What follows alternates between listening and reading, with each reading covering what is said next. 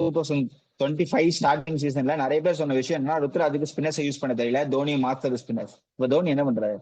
அவரால முடியல. ஏன்னா அந்த 12 ஓவரை எப்படி நான் ஃபிட் இன் பண்ண போறேன்? ஏன்னா இவர் வந்து அவுட் ஃபிட் போட்டது கிடையாது.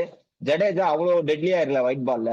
சோ என்ன பண்ண முடியும்? நூர் அகமது மட்டும் தான் பண்ணணும். பட் நூர் அகமதையும் அவங்க வந்து ஒரே அட்டாக்கிங் ஸ்பின்னர் சொல்லி அட்டாக் பண்ண ஆரம்பிச்சிட்டாங்க. சோ அந்த 12 ஓவர் அவங்களை யூட்டிலைஸ் பண்ணவே முடியல. ஒரு பெரிய வேக்யூம் மாதிரி இருக்கு. I don't want Dhoni to be in playing 11. என்னால அவரை பார்க்க முடியல. எவ்வளவு கஷ்டப்படுறத என்னால பார்க்க முடியல. ஆல்ரெடி பார்த்தாச்சு. He did enough.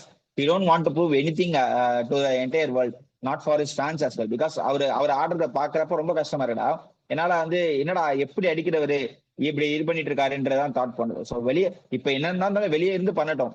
So probably உள்ள இருந்த பிளேயிங் லெவன் கீப்பிங்ல இருந்து பண்ண முடியாது இருக்க, வெளியே இருந்து இன்புட்ஸ் கொடுக்கன்றதா என்னோட thought. Probably he'll not go away from CSK.